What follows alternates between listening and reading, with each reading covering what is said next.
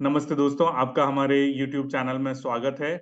आज हम बात करने वाले हैं कि सितंबर के महीने में कौन-सी बड़ी घटनाएँ हैं, जिनके ऊपर आपको नज़र रखनी चाहिए और जो सोने और चांदी के भाव पर असर डाल सकती हैं। और इस पर बात करने के लिए हमारे साथ केडिया कमोडिटी से डायरेक्टर अजय केडिया जी हैं।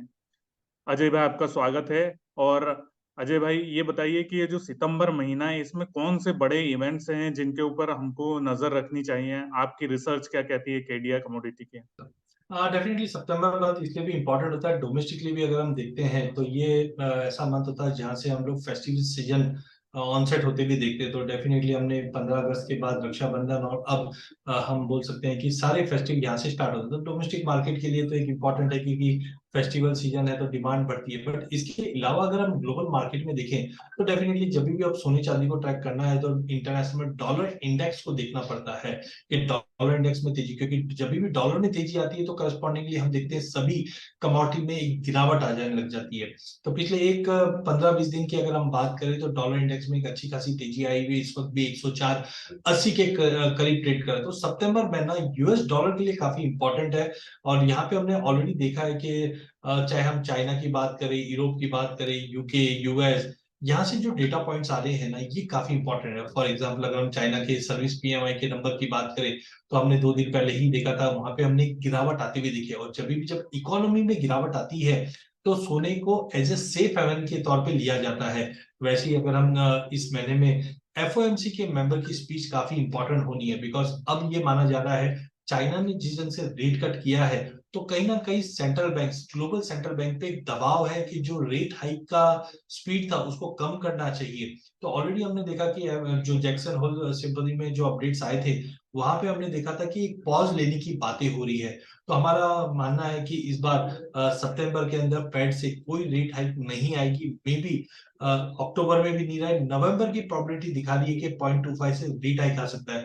तो जैसे ही फेड सितंबर मंथ की मीट में ये कहता है कि हम पॉज ले रहे हैं एज ऑफ नाउ, तो आप मान के चलिए सोने और चांदी के लिए जबरदस्त तेजी के कारण बन जाएंगे और डॉलर में जो अब तक की तेजी आई थी वो लिक्विडेट होते हुए दिखाई देगी। इसके अलावा हम जीडीपी के नंबर देखेंगे, सीपीआई के नंबर, क्योंकि इन्फ्लेशन कंसर्न अभी भी ग्लोबल मार्केट में इंपैक्ट कर रही है। तो core PPI, retail sales, unemployment rate, ECB की भी प्रेस कॉन्फ्रेंस है, क्योंकि अब तक हमने देखा बैंक ऑफ इंग्लैंड और ईसीबी दोनों भी रेट ऑफ इंटरेस्ट कंटिन्यू बढ़ा रही थी।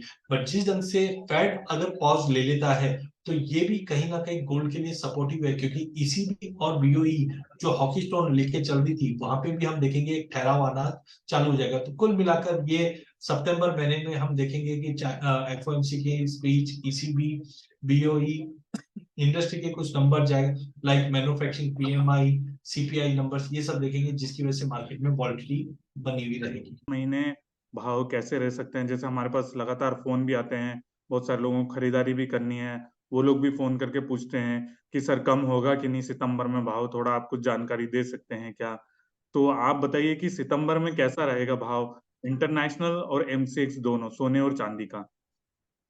देखिए, सबसे पहले जब भी हमको भाव देखना है तो डेफिनेटली डॉलर इंडेक्स को सबसे पहले देखा जाता है। तो डॉलर इंडेक्स में हमने रिसेंटली देखा था कि लगभग 15 अगस्त के करीब डॉलर इंडेक्स करीबन 99-50 तक पहुंच, सॉरी, जुलाई के अंदर 99-50 तक पहुंच चुका था। और पूरे ही अगस्त मंथ में डॉलर इंडेक्स में तेजी दिखाई गई है। मुझे लगता है कि जैसे ही फेड इंटरेस्ट रेट में पॉज लाएगा तो डॉलर इंडेक्स में गिरावट आएगी, जिसका सपोर्ट पहले इंटरनेशनल गोल्ड पे हम देखते हैं।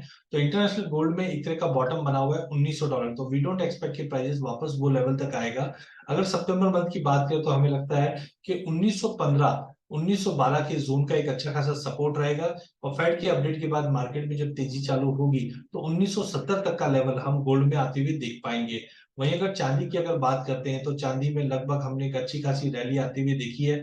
जो $22.5 से $25 तक का लेवल हमने बनते हुए देखा, थोड़ा रिट्रेस कर रहा है प्राइजेस, जो मुझे लगता है $23 के आसपास का सपोर्ट बनता हुआ दिखाई देगा।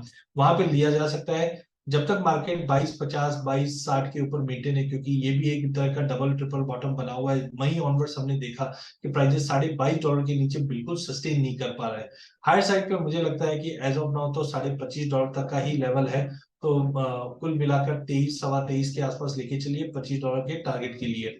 लेकिन सोना और चांदी दोनों में से तेजी ज्यादा कौन दिखाएगा, इसके लिए हम गोल्ड सिल्वर रेशियो देखते हैं।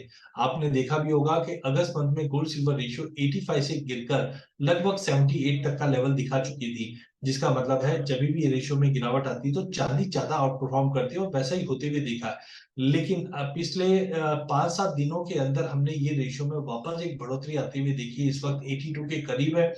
तो रुपए की गिरावट के चलते कहीं ना कहीं डोमेस्टिक सोने और चांदी को as compare to international market एक अच्छा खासा सपोर्ट हम आते हुए देख पाएंगे कंटिन्यू। तो एज ऑफ नाउ हमें लगता है कि प्राइजेस के अंदर डोमेस्टिक मार्केट के अंदर गोल्ड को एक सपोर्ट मिलेगा। बट बाइंग कहाँ करनी है, तो वो मुझे लगता है 59,000 के करीब लेके चलना है। 58,700 का स्टॉप लॉस रखना है। मंथ के एंड तक की बात करें तो मुझे लगता है 60,000 का लेवल आराम से सोना दिखाता हुआ दिखाई देगा। वहीं अगर चांदी की बात करें तो चांदी में वॉलिटिलिटी ज्यादा रहेगी, जिस ढंग से बेस मेटल में तेजी बनी हुई है। चाइना ने रेट कट और स्टिमुलस देने की कोशिश की है, तो बेस मेटल की तेजी चांदी को भी सपोर्ट करेगी। तो अच्छी बड़ी तेजी के बाद थोड़ा पुल बैक जरूर है। मुझे लगता है चांदी में दिसंबर वायदा 72,800 73,000 के करीब लेके चलिए। 71,500 का स्टॉप लॉस रखिए।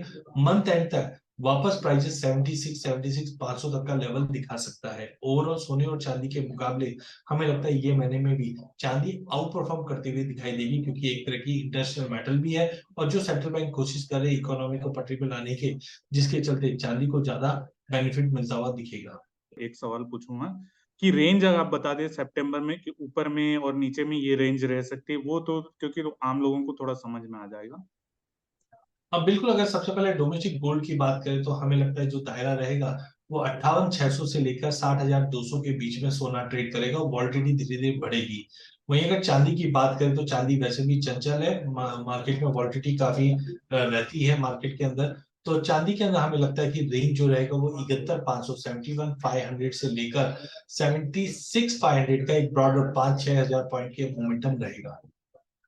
दोस्तों ये जो भाव है इसमें ये M6 के भाव के हम यहाँ डिस्कशन करते हैं, और इसमें जो जीएसटी टैक्सेस या आप ज्वेलरी खरीदते हैं तो उसके मेकिंग चार्ज वगैरह जो ज्वेलर लगाते हैं वो सब जुड़े हुए नहीं रहते हैं, तो वहां पर भाव में आपको 4-5-7% तक का अंतर आ सकता है जो यहाँ पर भाव बताए जाते हैं, इसलिए आप उस फैक्टर को भी ध्यान में रखिएगा।